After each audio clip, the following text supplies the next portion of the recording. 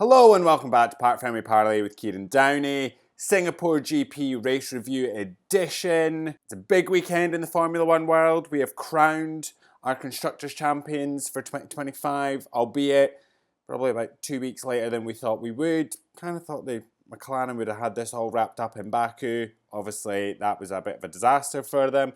Cut to this weekend, all they needed was one driver on the podium, and we got that. McLaren are the 2025 Formula One Constructors' Champions. An amazing result by the Papaya team. However, I can't help that it is just ever so slightly overshadowed by what seems to be a tension brewing between Oscar and Lando, and the feeling that something has changed between these two drivers this weekend. We'll obviously come and talk about that in a minute. We have 18 other drivers to get through, kicking things off with Sauber. Gabriel Bortoleto, who qualified 14th, finished 17th, and Nico Hülkenberg, who qualified 11th, finished 20th. I've not got huge amounts to say about Bortoleto and Hülkenberg. They kind of had a fairly anonymous race towards the back of the grid. Bortoleto obviously qualified 14th, picked up a bit of damage on the start. He kind of got squeezed a little bit, broke his front wing end plate. They ended up bringing him in around lap 14 for a new front wing, which really just took him out of contention. Hülkenberg obviously qualifying 11th. The opportunity there for points, but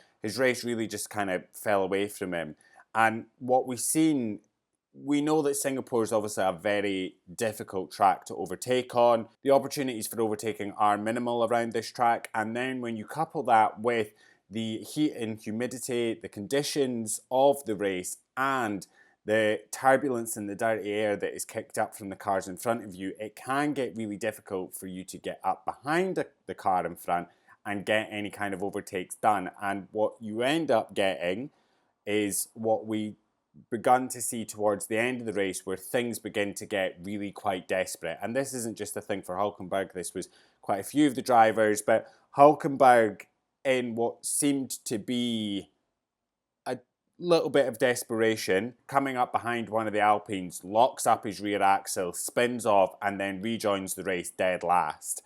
It's a race to forget, I would say, for Sauber. They've been on a decent run of form throughout the year. Usually one or both of them is somewhere within the points. This is obviously just one of those race weekends. There always seems to be some kind of outliers for certain teams where everything just doesn't really work for them. This is one of those for Sauber. So not much to say about Sauber. As I said, a very anonymous weekend. Moving on to Williams.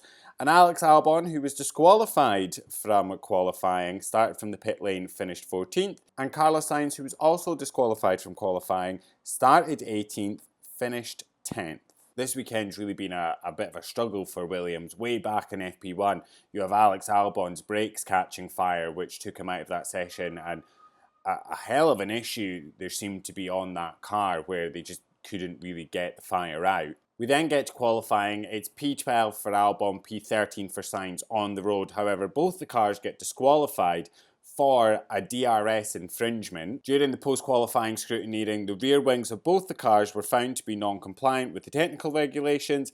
The uppermost rear wing element adjustable positions were checked, and the DRS in state of deployment exceeded the maximum limit of 85mm, thus disqualifying both the drivers from qualifying. Because they'd set decent times, they were allowed to start the race.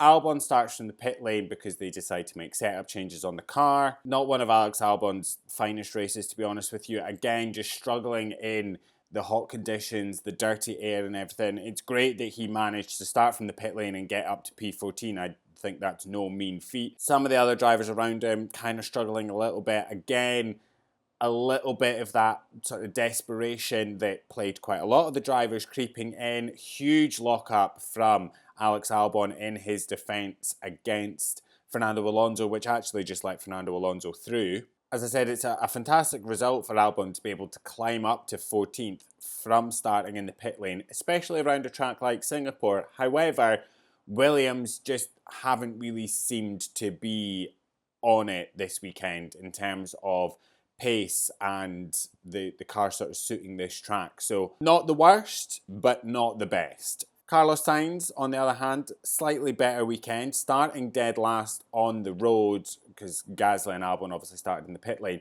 starting from P18, managing to get P10 and scored a point in the end is a fantastic result, especially with the strategy that he was given, which I actually thought was going to work in the opposite direction. The team really were gambling on a safety car. They left him, I think it was 51 laps on his original tyres, which were a medium, I believe. And listen, I know last week I was saying that it's ridiculous that we have these tyres that can go that long, and I stand by that. But what you've seen this weekend that we didn't so much see last weekend, what we've seen this weekend was there being gaps created within the race and cars bunched up behind the likes of Carlos Sainz or Lance Stroll, who were on their original tyres that had yet to pit. But as I said, holding up quite a chunky amount of drivers because it was so difficult to get the overtakes done. It was so difficult for the cars behind to follow those in front because of the turbulent air, because of the dirt air getting kicked up by these cars in front. So when they finally decided to pit Carlos, I thought, well, that's it. He's going to plummet down the order and he's out of contention of any kind of points. But he has such a tyre offset, he's able to just get his way up enough that he can get to P10 and score a point. So an all right result for Carlos. And another point in the bag for Williams. It's not the worst race or result for Williams. It could have been a lot worse, especially with the disqualifications. It's a shame that both the drivers got disqualified for a team issue. I know James Vowles and Williams have come up and said that in their sort of internal assessments of these parts, there didn't seem to be any breaches of the technical regulations. Obviously there was, as deemed by the FIA. So it's a shame that both the drivers had been disqualified, because with the performances that they did have, there is a chance that there could have been even more points on the cards for Williams, especially with how things played out on track for some of the other drivers. But there's nothing else they could have done. It's not even like a hindsight, we could have done this. It is what it is. At least they still managed to score a point. Next up, we have VCARB with Liam Lawson, who qualified 12th, finished 15th, and Isaac Hadjar, who qualified 8th, finished 11th. First of all, I want to say an absolutely incredible job by the Racing Bull mechanics, who not once but twice had to fully repair the right-hand side of Liam Lawson's car, and probably a bit more of it because each time there was quite a hefty shunt into the barriers. Crashing twice, once in FP2, once in FP3, huge repair jobs by the team. So amazing work from the mechanics to repair that car twice to get it fit for the next session, whether it be FP3 that he crashed or even more tightly to get it between FP3 and qualifying. In FP2, he clips the front right wheel, punctures the tyre, the actual rubber comes completely off. That is kind of the peril of attacking in Singapore, just ever so slightly by the tiniest of margins in the wrong direction, depending on what way you're sort of attacking, can lead to a bit of a disaster, as seen by Liam Lawson. FP3, he goes wide on the corner coming out of turn 7, goes onto the curbs, loses the rear of the car, overcorrects and crashes into the barrier on the right side, both the front and rear ends of the car hitting off the barriers. I feel like the crash in FP3 is probably Lawson pushing pretty hard, maybe just a little bit too soon. He was probably trying to make up some time after missing a fair bit of FP2, having crashed there as well. And I have to say, I actually think it was a bit of a miracle that he actually made it out of Q1, to be completely honest with you. Yes, he was out in Q2, but I do think it was superb that he could even make it out of Q1, considering a fair lack of running across the 3 free practice sessions and 2 crashes. So a pretty hefty shunt each time for that car. So an amazing job, no less, from Lawson to be able to get it into Q2. Unfortunately for Lawson, I think potentially another team who, with one of their drivers, decided to extend the original stint so long in the gamble and the hope of a safety car, which never came. I thought there was a few times that we might actually get a safety car. There was a couple of close encounters with the barriers, but that safety car never came. It was fairly elusive, and as I said, a few of the teams put their drivers onto strategies that really relied on there being a safety car. Unfortunately for Liam Lawson, he was one of the drivers who didn't manage to capitalise on extending that first stint in the same way that Carlos Sainz did. When Lawson pitted eventually around lap 49, when he came out of the pits, he was P19. And to be able to try and fight through that much of a pack to try and score a point, it was never going to happen. Not with the amount of laps that were left in the race, even though he had a little bit of a tyre offset to those in front. It was a gamble by Racing Bulls to go that long with Lawson on his original stint. Unfortunately, it didn't really pay off, as I said, the likes of it paying off with Carlos Sainz. It is unfortunate, however, that Lawson has crashed twice on the weekend, not long after Helmut Marko has come out and said that currently, out of the 4 drivers racing across the 2 Red Bull teams, there's only 2 that are guaranteed a seat next year: Max Verstappen and Isaac Hadjar. It's pretty clear that Lawson isn't 100% guaranteed a seat next year, and there's a lot of rumblings going on that are only getting more and more heightened, especially with Alex Dunn mutually parting ways with McLaren. It was reported this week that F2 driver Alex Dunn and McLaren have parted ways, and this has really sort of opened up the possibility that seems very likely that Alex Dunn will move to the Red Bull family. In what capacity, we're not too sure, but Helmut Marko has been very complimentary of Alex Dunn recently, comparing his skills and ability to that a la Max Verstappen. As the days go on, it seems more and more certain that Isaac Hadjar will get promoted up to Red Bull to partner Max Verstappen, and that we will be saying goodbye to Yuki Tsunoda, who will probably be going to Aston Martin as some kind of reserve driver, with Felipe Drugovich moving over to Andretti in Formula E. It also feels very likely that Arvid Lindblad will be stepping into the Racing Bulls seat. However, who partners Lindblad, I'm not too sure. That could be Alex Dunn, or Alex Dunn stays in Formula 2 as a Red Bull Junior driver, and Liam Lawson has another year in Racing Bulls. I obviously don't know what the lineup will be across the 2 teams at Red Bull next year. However, when Helmut Marko's making comments that Isaac Hadjar and Max Verstappen are the only 2 drivers currently racing in those teams that are guaranteed seats, it's not the best time to be crashing your car twice in one weekend. Speaking of Isaac Hadjar, obviously a better qualifying than his teammate, managing to qualify P8th. He was pretty upset with that. He thought there was more performance in the car and himself thought he should have been higher up around about that top 5 area.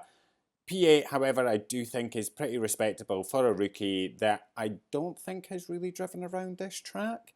This isn't a track that Formula 2 comes to, Formula 3, Formula 2 comes to. So for all the rookies, a pretty decent job to be able to handle the conditions that Singapore throws at them and get any kind of decent qualifying or points finishes in. Unfortunately for Hadjar, he does obviously have some contact with Oliver Behrman on the opening lap and some engine issues which really kind of hampered his running. He's obviously finished P11 just outside the points, which is a shame. However, I do still think it's a decent-ish result for Hadjar. These are grueling conditions. It is a very physically taxing race, and to be able to finish just outside the points in your rookie year around a track like Singapore, I think is still a great result. So I think he should be pretty happy with himself, even though he lost any sort of points that he potentially had on the cards.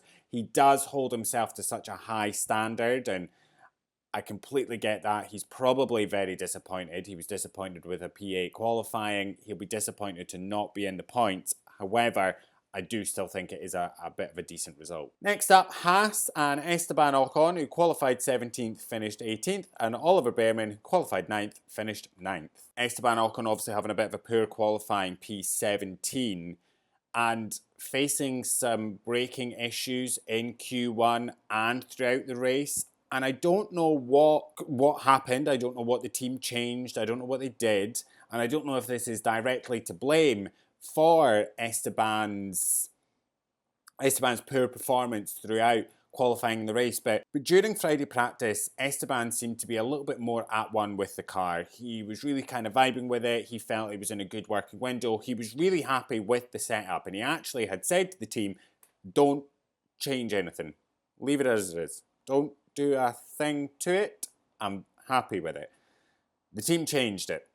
Haas went ahead and changed the setup of the car, which in FP3, Esteban actually came back over the radio and was like, I don't know what you've done, but change it back. This thing's undrivable. And the issues that he sort of had within that session came back and plagued him throughout qualifying and then throughout the race. As I said, really struggling with braking in Q1. That meant he couldn't set a decent lap time, and then again braking issues throughout the race as well, which really kind of hampered him. I do feel bad for Esteban because, as I said, on Friday everything looked fairly positive and everything just really unravelled for him as the weekend went on. Oliver Bearman, I have to say, a fairly anonymous race, but actually a pretty decent one. He wasn't really showing much on the broadcast. However, a brilliant qualifying, as I said, as a rookie who has never raced on this track. They don't race here in F3, F2. To come to this track, to get into Q3 and stick your car 9th is an incredible job in and of itself.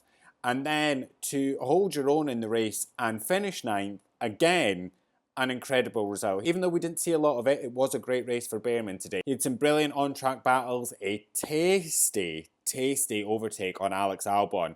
And I think just a very positive race for Bearman. And this kind of performance is what I love to see from Oliver Bearman. We know he's a good driver. He's put in some brilliant qualifying performances. He's had some great, clean on-track battles and some brilliant performances, but has let himself down on more than one occasion by being scrappy and not clean and just being a bit messy. This was a lot cleaner for him, a lot better, and just a brilliant result for Oliver Bearman. So well done, mate. Next up, Alpine and Pierre Gasly, who qualified 18th, started from the pit lane, finished 19th, and Franco Colapinto, who qualified 16th, finished 16th. Coming into Singapore, it never really felt like this weekend was going to be good for Alpine. However, the more that I see this car out on track, the more that I'm worried for Alpine, and I'm worried going into next year, especially with Pierre Gasly signing that new contract. Like, I wonder if he's seen something. Well, he's obviously seen something that we haven't, but, like, they haven't built a good race car this year. It's actually a very, very bad race car. They're bottom of the standings. It's probably where they deserve to be with that car. And there's no guarantee that when they come into next year with a Mercedes power unit in the back of it, that the performance is going to be any better. I know it's a huge regulation change and everything like that, but there's fundamentally something wrong with the car they built. And I'd be very intrigued to see what rolls out of the garages next year. Unfortunate for Pierre Gasly, who out in Q1, no fault of his own. He had an oil pressure issue in Q1, hampered his steering, meant he couldn't really turn the car, had to retire, and ended up starting from the pit lane, and was nowhere. That car had no pace whatsoever. And what's quite funny is I was looking at Ferrari throughout this weekend and I was like, God, there's no pace in that car. Not through quali or the race, nothing. Zero pace in that car. And then I'd get a wee glimpse of Alpine when they were very occasionally shown on the broadcast, and I'd be like, oh, it could actually be a lot worse. It could be a lot worse because whatever pace Ferrari have is 10 times the amount what Alpine have. Just terrible. Actually, same for Franco Colapinto. Nothing happened, zero pace. Moving on. Aston Martin and Lance Stroll, who qualified 15th, finished 13th, and Fernando Alonso, who qualified 10th, finished 8th. Unfortunately for Lance Stroll, during qualifying, really just struggling for grip all around the circuit and couldn't really hook up a clean lap to get any higher than P15. Lance Stroll started on the soft tyre and was one of the few drivers that were kind of left out extending that original stint. He was plus 32 laps on those original softs, obviously waiting for that safety car that never came. However, at one point I thought it was maybe to the detriment of Fernando Alonso, but I actually think it benefited Alonso in the long run. Fernando Alonso suffering from a very slow, I think it was like a 9.2 second pit stop, which what I thought really just pulled him out of the contention for points. However, Lance Stroll extending his original stint on the softs and really sort of bunching up this group of drivers allowed Alonso to get up behind them and begin sort of picking them off Lance then peels into the pits to do his pit stop, finishes outside the points, but it seems in the long run played a little bit of a team game to help Alonso get back into the swing of things after a pretty decent qualifying, sticking that Aston Martin P10. I thought this was going to be a bit of a better result, I have to say, in terms of qualifying for Alonso. I thought this track would really suit his driving and that car, and especially after FP1, I think it was, when he topped the timing sheets, I was like, let's go, lock it in, Aston Martin. Podium? Maybe not. But thought it was going to be a great result for them. And unfortunately, running fairly well, as I said, a terrible pit stop, a 9.2, as I said, I think it was. But then, as I said, manages to get back up behind that pack of drivers through a little bit of help from his teammate and then sort of picks them off. I think it was a decent result from Fernando Alonso. Could have been better had the slow pit stop not been there, but racing incident, there's nothing that really could be done for that, but I still think a pretty good result for Fernando. Obviously runs into, I wouldn't say so much a bit of an issue.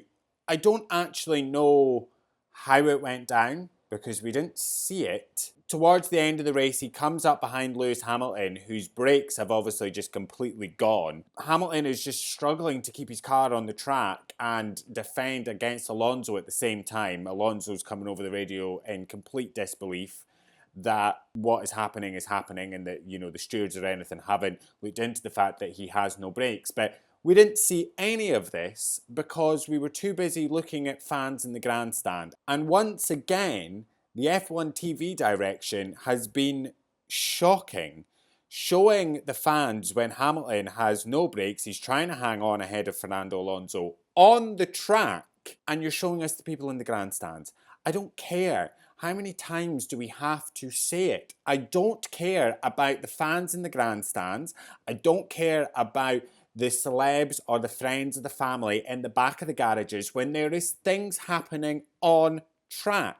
I don't know what this obsession is with showing everything other than on-track action. I don't know what is going on down at F1, but it is doing my head in. And I know it's not just me because I see plenty of other people complaining about it every single weekend. I don't care whether it is for the win of the race or whether it is for P19. If there is a battle on track, I want to see it. Right, next up, Mercedes and George Russell, who qualified first, finished first, and Kimi Antonelli, who qualified fourth, finished fifth. I think it's been a great weekend for Kimi Antonelli. You know, the kid looked pretty lively up to and well throughout the race. He's got a lot of confidence, and that showed throughout every session and the race this weekend. He unfortunately lost a couple of positions at the beginning of the race and then had a steering issue where his wheel was hanging to the right down the straight, so there was obviously a pretty big issue there, but to be able to deal with that issue and go on and not let it affect you and put in some decent battles, it was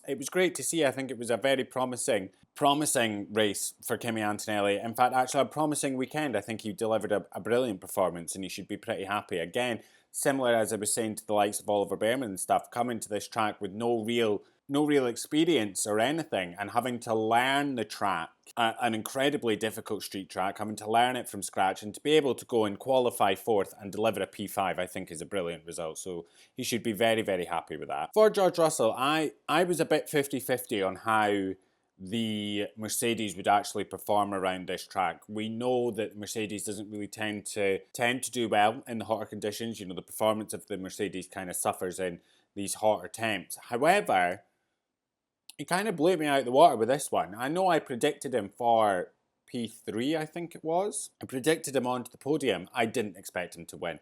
I know that he does run fairly well and he has suffered in the past through some mistakes. Singapore has bitten back at him, especially when he crashed in 2023. And when we got to FP2, I kind of thought, oh, here we go. It's not actually going to be the weekend I thought for him. He was just carrying a little bit too much speed into the corner, locked up as the rear slid out, and he went straight into the barrier. He broke his front wing. He managed to get it back to the pits, but I thought, oh, this is the start of it. This is the start of it. And then we come to qualifying, and I genuinely thought Max Verstappen was going to be on pole, and we've obviously got a fair chunk to talk through when we get about Max and the sort of qualifying lap that he managed to put in. But Russell's qualifying laps were pure brilliance. It was 2 incredible laps that managed to secure him pole position, but that final lap where he was like 0.007 seconds faster than his original lap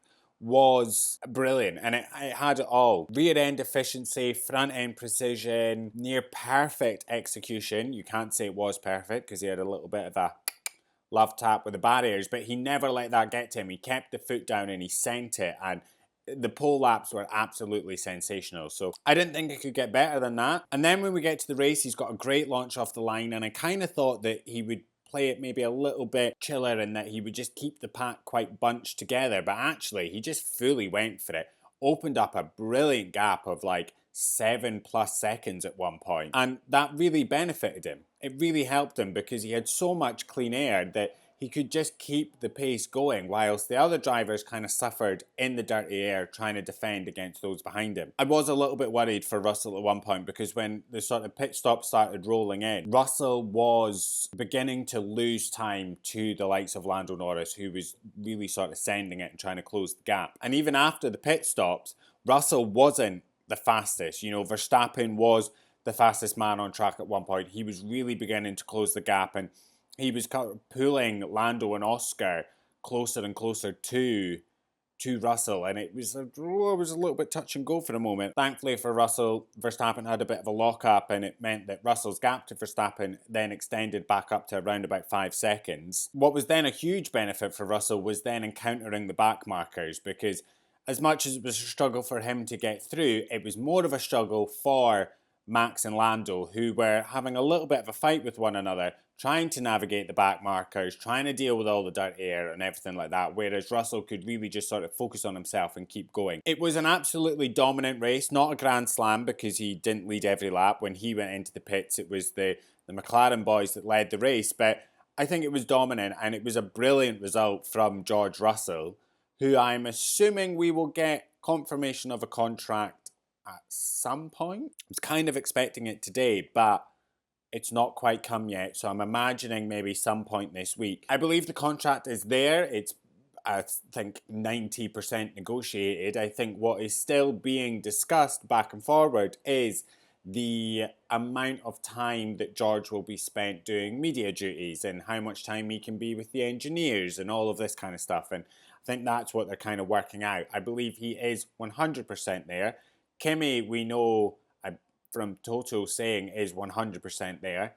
We just need the contract confirmations. I think it's just the finer details they're working out. So I imagine it might be there at some point this week, especially now that he's won another Grand Prix. There's no reason not to extend his contract. But as I said, a dominant race and a very well-deserved win. George has really stepped up his game this year and is having some brilliant performances, and it's been great to witness, great to watch. He's really stepped into that team leader role in Mercedes pretty effortlessly, and as I said, the performances have been superb for the most part, so well done, George Russell. Next up, we have Red Bull and Yuki Tsunoda, who qualified 13th, finished 12th, and Max Verstappen, who qualified 2nd, finished 2nd. It's a pretty dud weekend for Yuki Tsunoda, and it's not looking like he's getting that Red Bull contract next year. It's really not. As I said, the comments from Marco that it's Isaac Hadjar and Max Verstappen are the two that are guaranteed at this moment with contracts for next year. It just kind of looks like it's Yuki that's going to be on the out. We've thought about it for a while, and then Felipe Drugovich, as I said, moving to Formula E with Andretti. It's opened up that little bit of a reserve role at Aston Martin that Yuki Tsunoda could slot right into, and I feel like that is on the horizon. I know that with Yuki, keeping him at Red Bull, there's stability as they move into this huge regulation change, but it seems that it's a done deal that Isaac Hadjar will be moving to Red Bull, and I can't imagine that the shareholders and everything like that would want Yuki Tsunoda back in Racing Bulls. I think the biggest goal for Racing Bulls was to get it back to being the junior team, the team that they could put young talent into to get used to the machinery, used to Formula One before they made it up into the big team. And I think that's what they're going to be doing with Arvid Lindblad, sticking him into V-Carb and letting him get used to Formula One machinery. And listen, Yuki's performances since he's stepped into the Red Bull haven't been great. And I know that he is beginning to kind of get on top of the card a little bit. This wasn't a great weekend for him. It wasn't a disaster, but it wasn't a great weekend. I didn't expect Red Bull to perform that great anyway, so I'm not too surprised by it. But I know he's been sort of beginning to get on top of it a little bit, but it does just feel too little too late, and that the decisions have already been made, and now it is just him seeing out the rest of the year. Max Verstappen not quite beating the Singapore curse, but getting closer to it. I didn't think that Red Bull were going to be in with a shot of much this weekend. I know that this is a track that the car doesn't really suit, and that Max has struggled around this track, but they've really made efforts and turned things around, at least in Max's side of the garage this weekend. Red Bull have kind of surprised me in that they're still evolving and updating this car. They're still bringing performance upgrades to this car to make sure that it is as competitive as it can be at every race going forward. They've not stopped, whereas a lot of the other teams have. Your Ferraris, your Mercedes, Aston Martins, McLarens, those that are at the top end that don't have huge amount of wind tunnel time within a year, have fully diverted all the resources to 2026. And actually, I think a lot of the smaller teams, your Williams, your Haas and everything like that, have probably also as well due to budget constraints. They can't continue to spend money upgrading cars when they need to spend money on next year's car. It does feel like Red Bull are maybe one of the final few that are still bringing upgrades to this car, but it's working for them, because on an incredibly high downforce track that none of us really thought would suit the car, they've managed to stick the car on the front row, or Max has managed to stick the car on the front row and bring it home second. It's an incredible result, absolutely incredible. I want to touch on Max's qualifying lap, the qualifying lap, controversial qualifying lap, and give my 2 cents on it, because we haven't heard enough opinions on it already. I don't think it was Lando's fault. I don't think Lando cost him a pole position, to be honest with you. Now, I've looked at the onboards, I've looked at the telemetry, I've looked at every camera angle I could possibly find. Now listen, I don't think Lando was close enough to ruin Max's lap. However, I do think Lando was close enough to disturb the air and create a bit of turbulence that potentially could have affected Max's car. However, watching Lando's onboard, he's in like second gear. He's driving so slow, so the disturbance in the air coming from Lando's car will have been minimal at best. And when you look at the telemetry, it actually looks as if Max outbraked himself coming into that final chicane. However, on the onboards, it shows him having a little bit of a micro lockup, and he's actually on a different line. He's not on the racing line, which completely ruins the corner, that final bit of the chicane, thus kind of affecting Max's lap time. I don't think it was Lando's fault, to be honest with you. I think the little bit of a lockup and not being on the right line and not attacking that corner correctly was probably the main reason.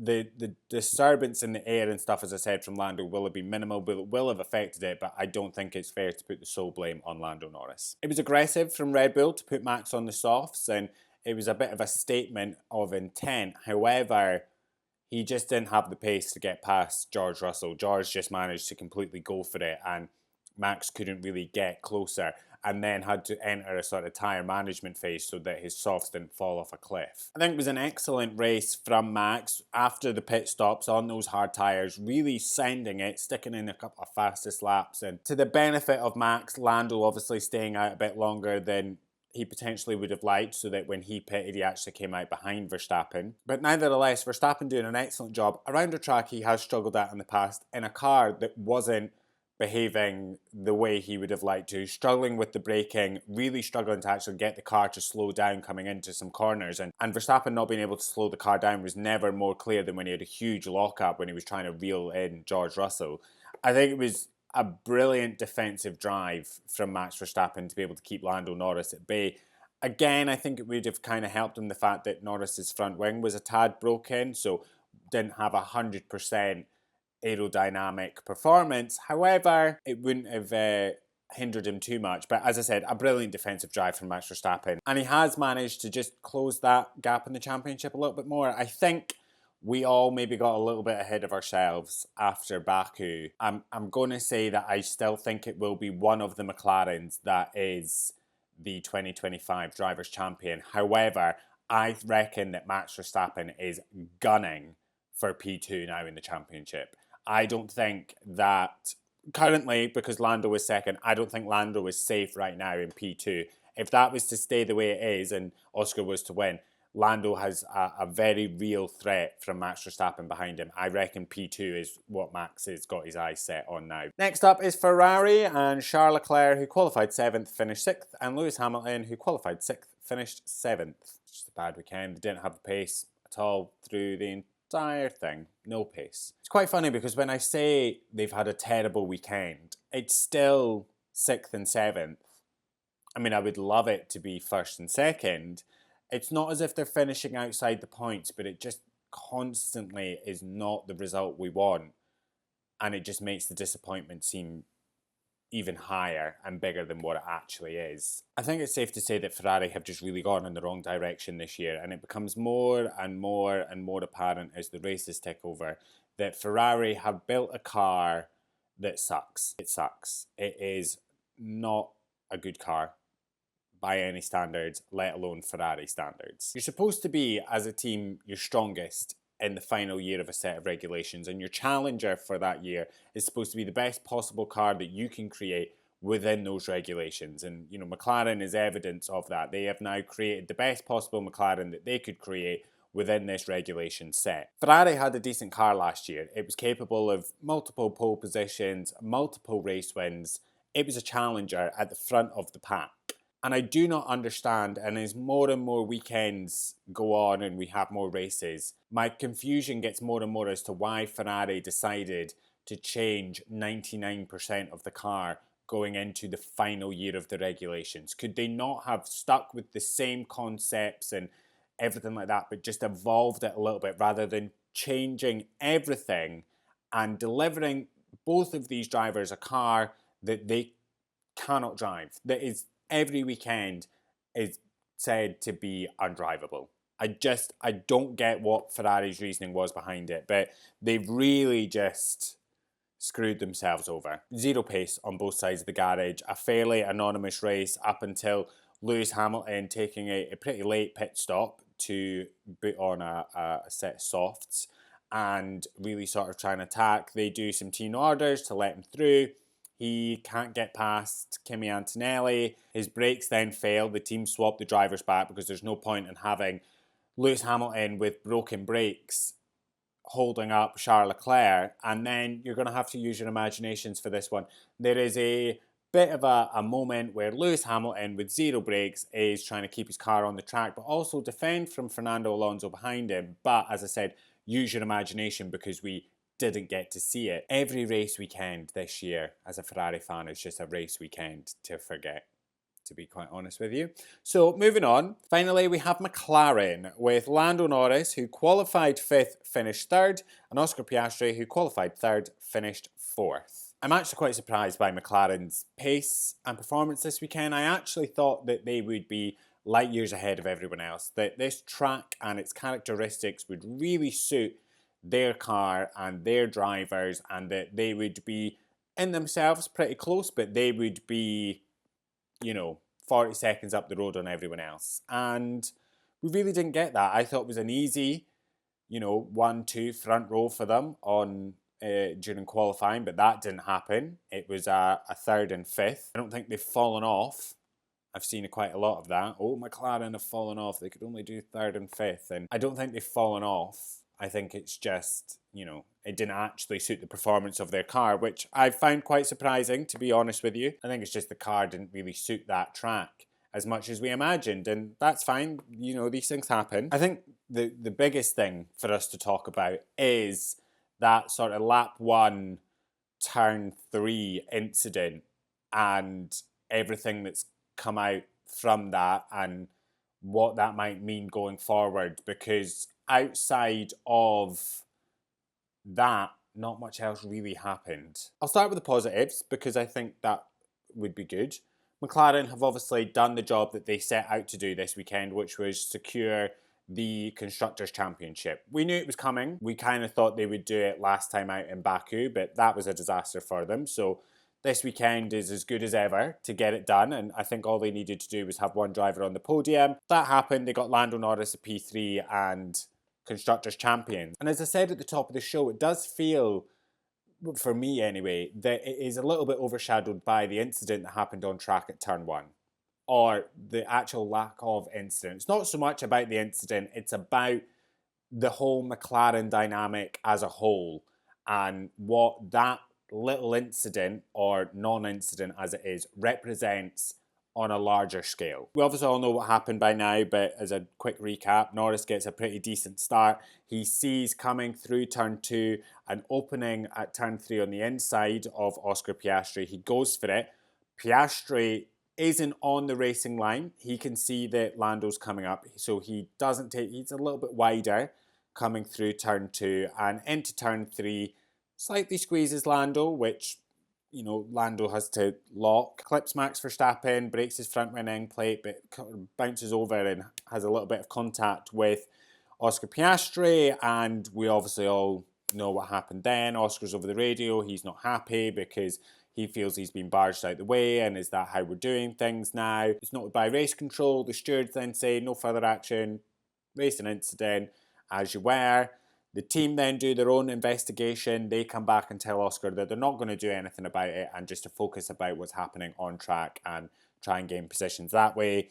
Oscar not happy at all, and I have to say, I don't really blame him. I can 100% understand why Piastri is unhappy when McLaren come over and say that it was, you know, a racing incident, Norris trying to avoid Verstappen, no further action. When you look at Piastri's onboard, it does look a lot worse than when you look at it from the likes of Norris or anything like that. However, it's a racing incident. It's 20 odd cars going into very tight corners at the start of a race. There's always going to be something that happens. It's a racing incident. I don't think anybody did anything wrong, and all is fair in love, war, and championship battles. However, McLaren's fairness precedent that they've set was always going to cause problems because it opens up a lot of questioning about how Lando and Oscar race each other. The rules that McLaren have laid down this year and the way that they have handled certain incidents throughout the year, as I said, have created a precedent that has allowed Piastri to become annoyed and question this racing incident. You only have to look back to Monza for the last time that McLaren interfered in something, when Lando had a slow pit stop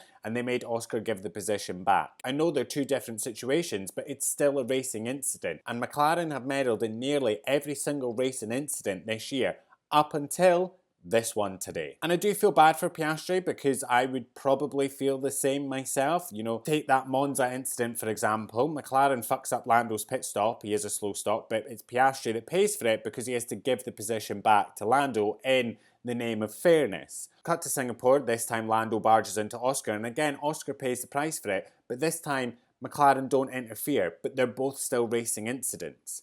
As a team, you cannot interfere and meddle with one situation and not do it the other. It begins to give off the feeling that there is a little bit of a bias from the team towards one of their drivers. I'm not saying there is, but when all of the meddling or lack of meddling benefits one of the drivers, it can certainly begin to feel that way. As I said, it was a racing incident. I don't think there needed to be any swapping of positions or anything like that, but I can certainly understand why Piastri is questioning it when McLaren have interfered in racing incidents in the past. The next bit that I really don't understand at all is the team coming across the radio to ask Lando if it would be okay to pit Oscar first so that they can cover off Charles Leclerc, or whether he would want to go first. Lando, at this point, is not playing the team game. He's clearly not going to do that, especially with what happened in Monza. He let Oscar pit first, it screwed him over. He's not going to do that again. I don't blame Lando for wanting to pit first. I would have done the same. I would actually have done it back in Monza. But what I can't understand is why McLaren are leaving these decisions to Lando Norris. Why do McLaren have to ask Lando? Why can't they just make a call? It was obvious that Lando wasn't going to play the team game, so why bother asking him in the first place? As I said, I don't disagree with Lando taking the first pit stop. He's ahead. He has priority. That's the way these things run.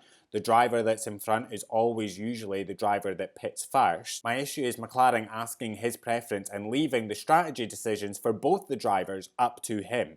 They're the team. They should be making these calls, not allowing one of the drivers to make the decisions. And this is not the first time this has happened, and it feels like the team refused to make these types of strategic decisions in case something goes wrong so they can't be blamed for it. Always feels like McLaren is going after some kind of plausible deniability.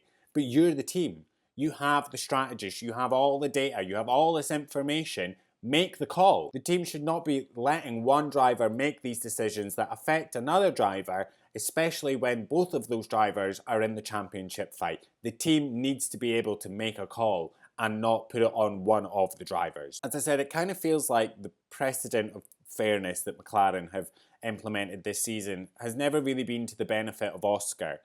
And it kind of feels like things have changed. Something shifted within the dynamic of the team and those two drivers. And I don't know whether it's because the Constructors' Championship was secured, but it feels like the gloves have come off now. And it kind of feels like from this point on, potentially, Piastri isn't worried about giving places back or, giving adequate room to his teammate. He does not care anymore. And vice versa for Lando. It feels like the team games and everything that both the drivers have been quite happy to play for the sake of the team and the constructors, that might be out the window now, considering that the constructors is secure and that it is now all about the drivers.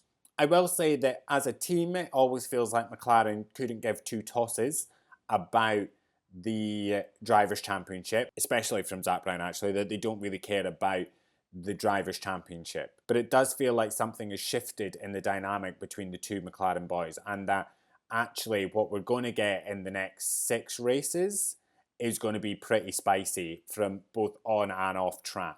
And I think it's amazing that they've managed to go and win the Constructors, but I do think the celebrations will be a little bit icy. And that is everything from us from the Singapore Grand Prix. Let us know your thoughts down below. I'm kind of glad that there is a week off. I feel like we might need a bit of a rest. Again, since we've come back, every race there seems to be some kind of drama, and it's quite nice for us all to just have a moment to step away and chill out a little bit before the next race weekend. But when we come back, it's like triple header. So there's going to be a lot happening then. But as I said, that's everything from us. We'll see you very soon. I love you. Bye.